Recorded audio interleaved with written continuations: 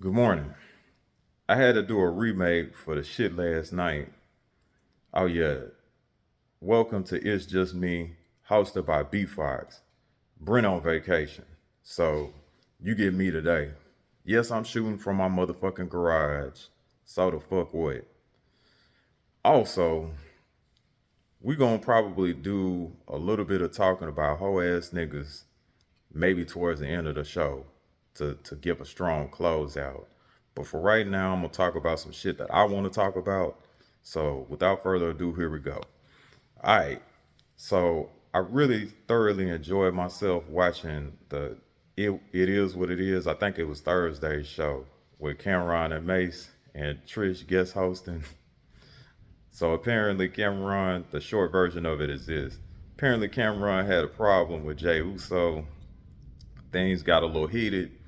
Jay Uso appeared to snatch Cameron's ass off the desk and start working on him. But it looked like Cameron actually jumped into the motherfucker arms and he started whooping his ass. So, and they cut to another, when they cut to the other scene, Cameron had like a little ice pack on his head, was wearing a damn hat and all that shit. So, we'll see what happens. But my prediction is this, and if you're a wrestling fan and you don't like spoilers and shit, just cut this shit off or fast forward it for the next 30 seconds. Only for the next 30 seconds. Okay. So obviously the play gonna be this. Is gonna get his leak back in WrestleMania. I think the Uso brothers actually wrestle on Saturday. So that's today. What the fuck am I doing?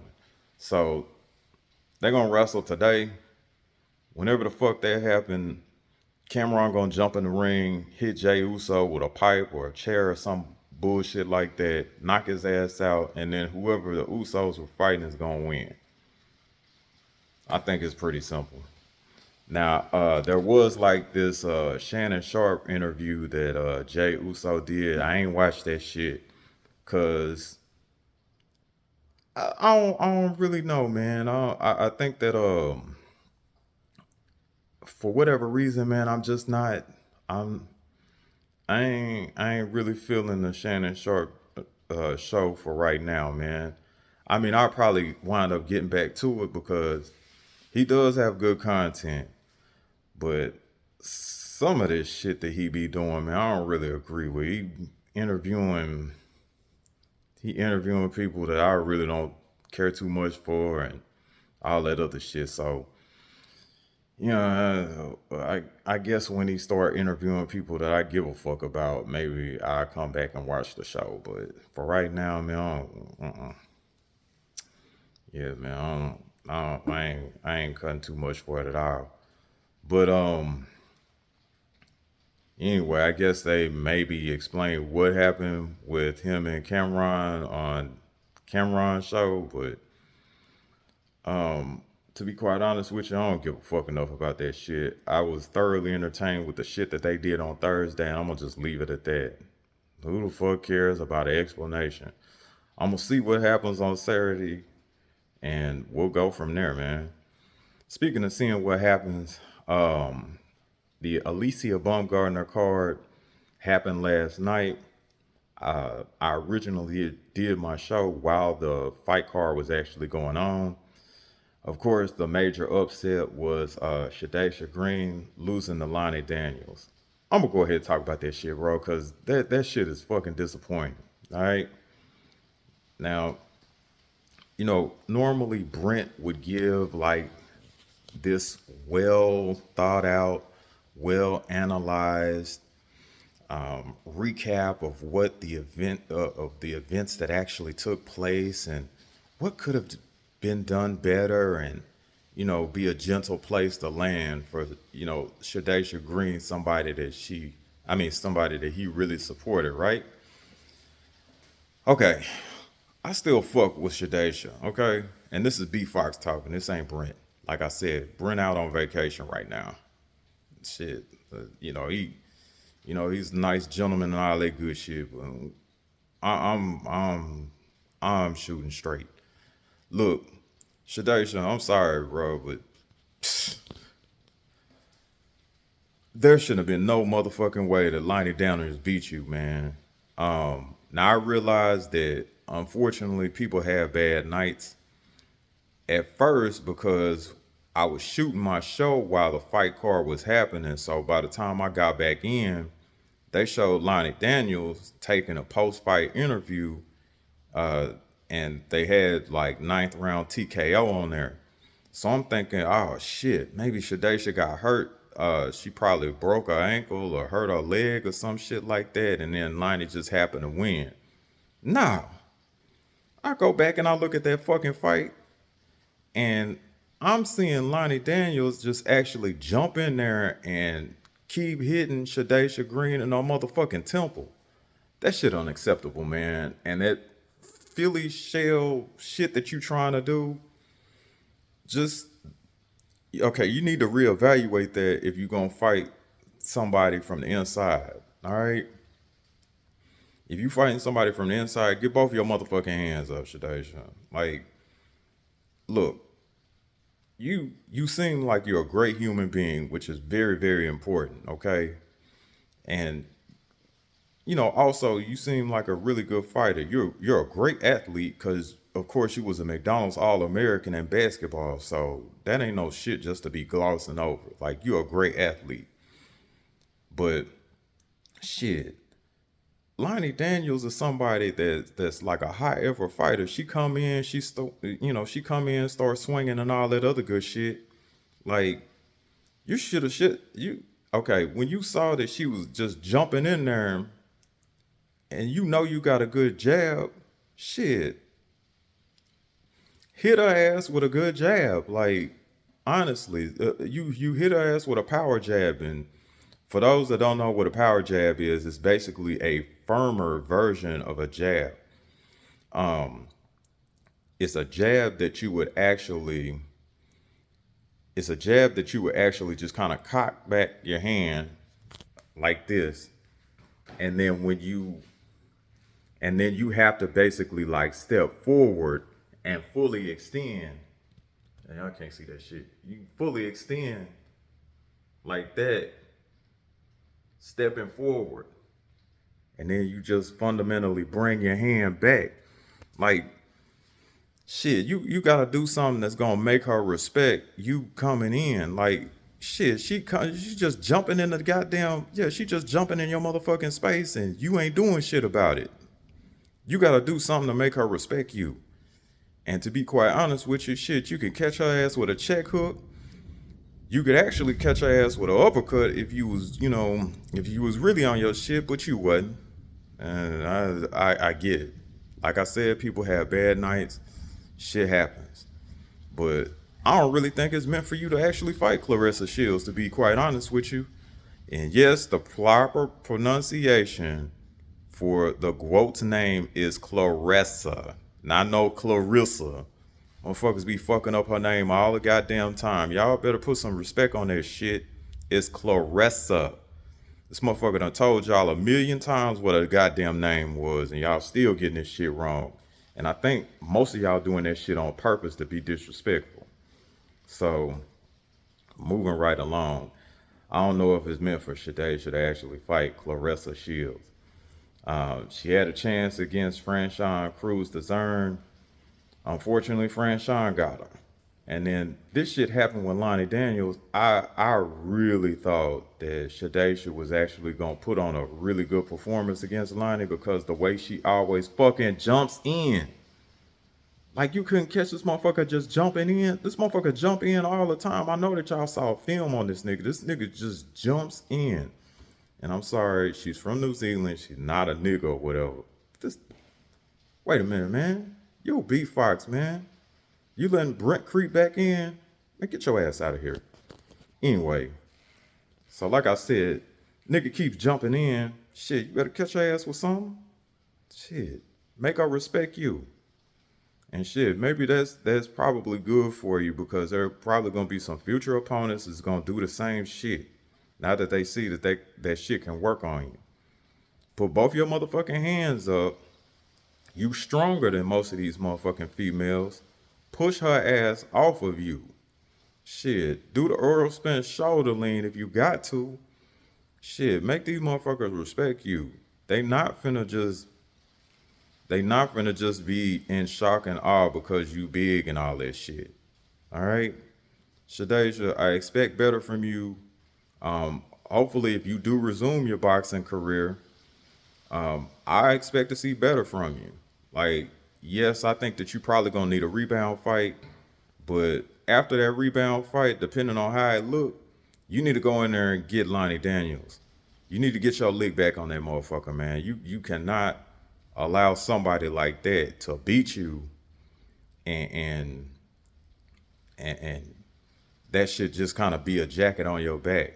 Like you got to get with her ass, honestly, because that motherfucker jump in all the time. You got the skills and ability to catch her ass and possibly knock her ass out because she jump in so fucking reckless. And shit, boy. Okay, I'm gonna go and let that shit go because I sound like I'm beating a dead horse. But Shadesh, I expect better, so do better. And this is really coming from a place of love, all right? I'm just, I'm just disappointed. That's all. Anyway, enough with that soft ass shit. Shout outs to Adrian Broner, wherever you at. And speaking of a motherfucker letting motherfuckers down, man. Damn, Adrian Broner, what the fuck happened to you, bro? Like, that Mikey Garcia fight broke my motherfucking heart, AB. I don't understand. You trained like you was supposed to. You actually did look good at the weigh-in and all this shit. You checked all the boxes, bro. But you would not do what you needed to do. And I think it was because like early in that fight, maybe the third round or some shit, I think Garcia caught you with that damn hook and it froze your motherfucking ass. And you just been not wanting to throw punches ever since. So, you know, hopefully you get another fight with somebody. But that Blair Cobb shit, that shit was embarrassing, brother. You gotta do better. You gotta motherfucking do better. And yeah, I'm just gonna move on with this shit. I ain't finna keep talking about Adrian Broner and how fucking disappointed he is. Shit, he know he disappointed. Shit, nigga let me down all the time. You know what, Adrian Broner, you should be a pallbearer at my funeral so you can let me down one last time.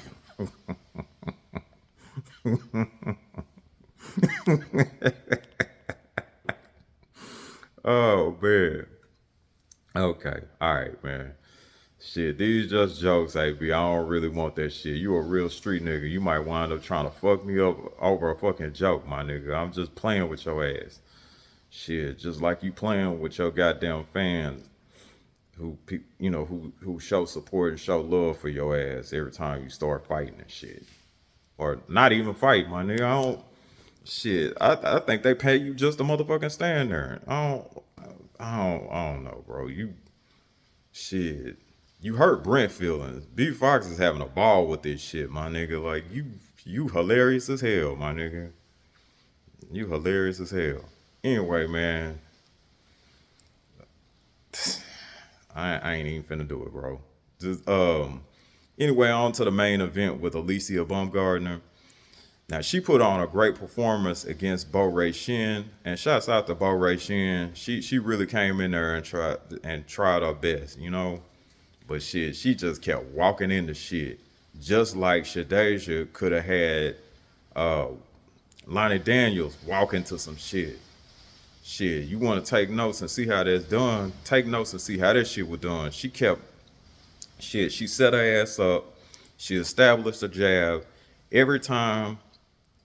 Every time Bo wanted to get in there, shit, she had to pay the toll. Shit, she paid the toll with uppercuts. She paid the toll with right hands. She got caught with a hook or two. It was beautiful. It was a very beautiful display of boxing. And shout outs to Derek James for the lessons on punch placement. There were sharp, accurate punches effectively, effectively landing on Bo Ray Shin. And, Alicia actually put on a convincing performance. So I know that she don't want to talk about Caroline Dubois and all that shit, but Sooner than later, she got to see her. She got to see her. And yeah, Katie Taylor and Amanda Serrano are bigger names and all that other good shit. And of course, you would probably want to fight those particular ladies first before you fight a Caroline Dubois. I understand that's a business plan, but especially with the business of boxing, things don't go according to plan. Like if you can't get a fight with either one of those two, you know who you got to go to. And shit, and like the Queens of Boxing Talk have mentioned, shouts out to Nick J and Boxiana.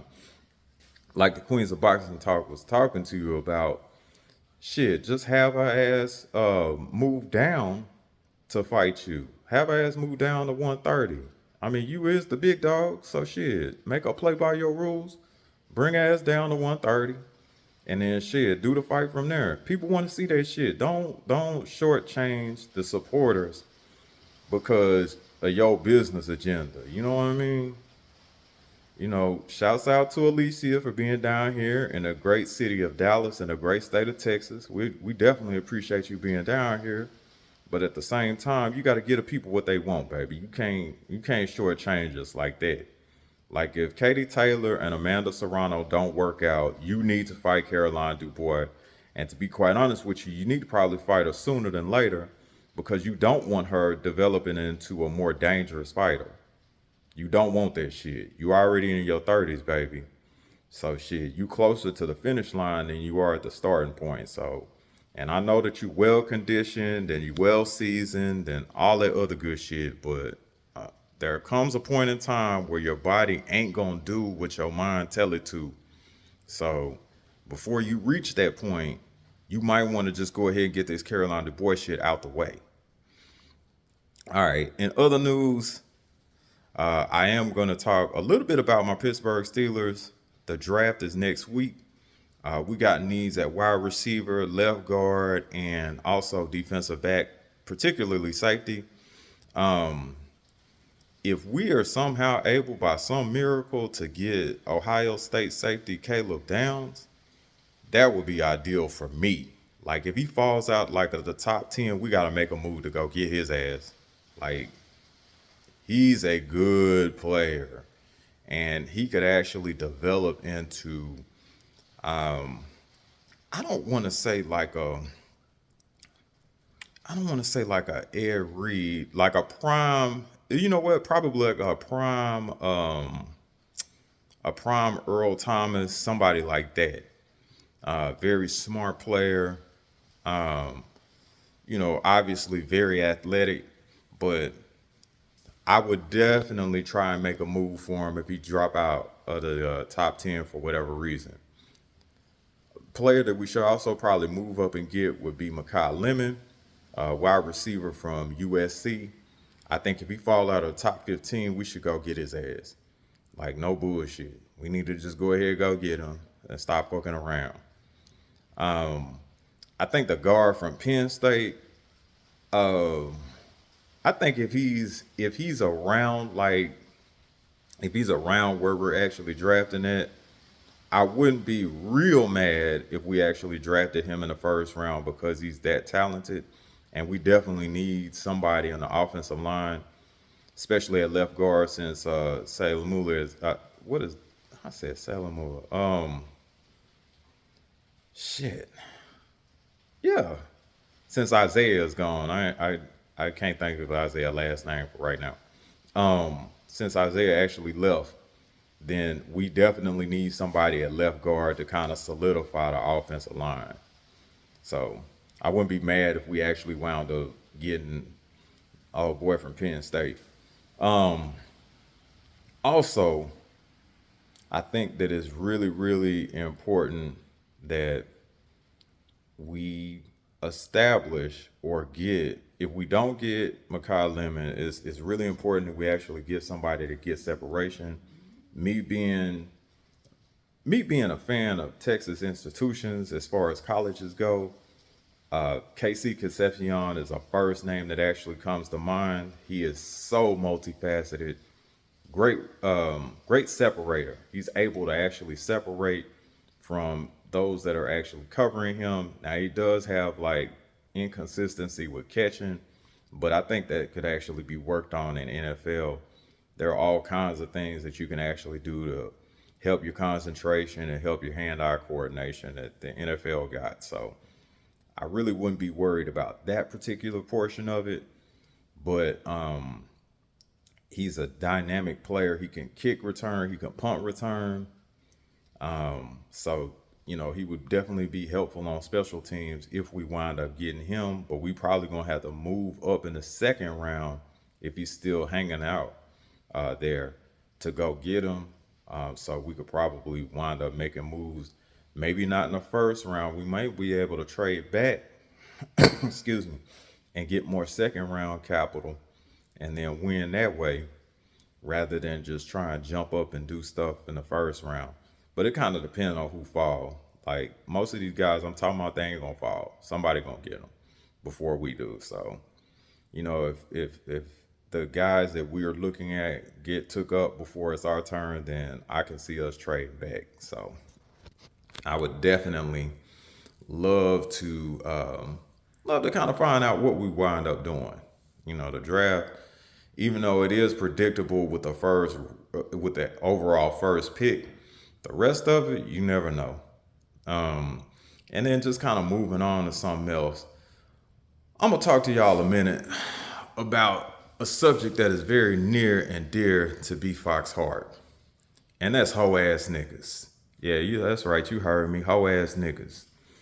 So, in hoe ass niggas news, a few weeks ago, or probably maybe closer to a month ago, the hoe ass nigga Ray J was talking about raping men, or excuse me, graping men.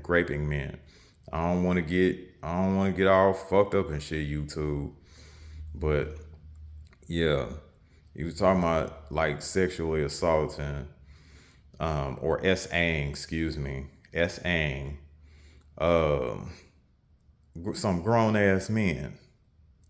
Like, fuck wrong with you, nigga? See, that's why I wanted to run your ass out of town, like in the early 2000s when you fucking came down here for the club tours and all that shit. Now, tell your sister I still want to be down, my nigga. I still want to be down with your sister. But you still a hoe ass nigga. You was a hoe ass nigga then. You still a hoe ass nigga now, nigga. Shit, Mister Wait a minute. I could see your ass singing that shit before somebody beat your bitch ass. Talking about, wait a minute. Oh, bitch ass nigga. Hoe ass niggas, man. I can't stand that shit, bro. Like, this nigga talking about S.A.M. two grown ass men that are probably capable of beating the fuck out you, and you think that shit funny.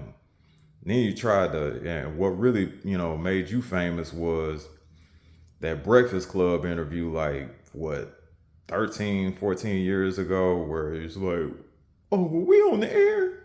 And then you just start cussing like, oh, beat the fuck out of Fabulous. Shit, Fabulous beat your ass and still spell his damn name at the same goddamn time, nigga. Sorry ass nigga. I really hope somebody whoop Ray J bitch ass again, my nigga, if I don't get to him first. And please, don't get this all fucked up. I'm not some hoe ass nigga talking from the garage and all this other shit, bro. Like, be quite honest with you. I mean, I'm the type of person that shit, I keep that same energy in person. And you have to with the era that I grew up in. Cause our internet was word of mouth. And shit, whenever you talked about somebody, that shit always come back. And shit, the person that you talking about always gonna get wind of it. So shit, what we did was shit, we did house calls. You got a problem with a motherfucker, you show up at their motherfucking house, you knock on their door, and shit, you let their parents know that shit, you there to fight their ass. And then most of the time, the parents, shit, stand on principle and they're like, hey, you need to go outside and go handle that. Cause shit, Motherfuckers at your front door, shit, you can't let no motherfucker come to your motherfucking house and intimidate you at home, my nigga. No. Shit. Anybody that got worth, anybody got a shred of self-respect is gonna go out there and fight, win or lose. Shit.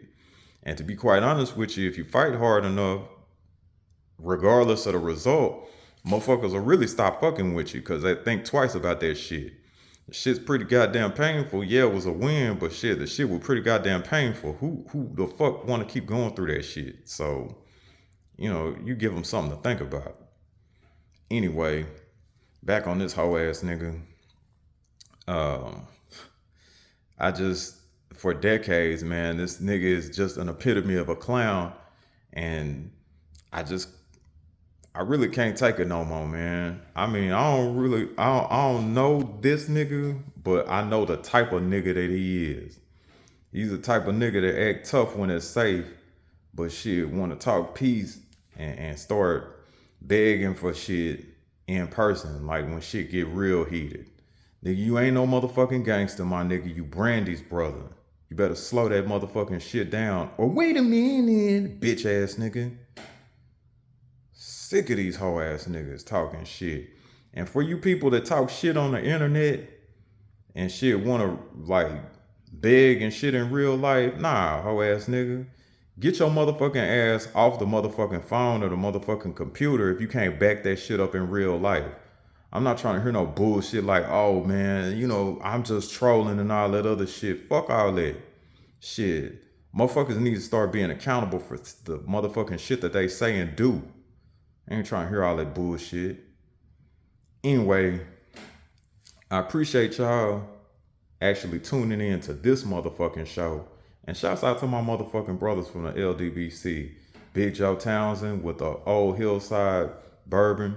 Y'all check out www.theoldhillsidebourboncompany.com. Y'all check that shit out.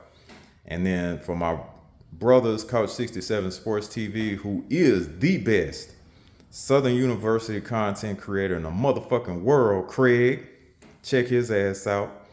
And then shit, my brothers, Jared O11 Green, and then his twin brother JB, who is the real life motherfucking smokestack twins. Y'all check their ass out too.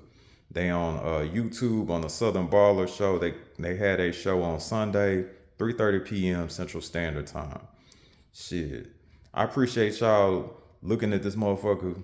I'm B.Foxx. It is just me. And I'm out this house.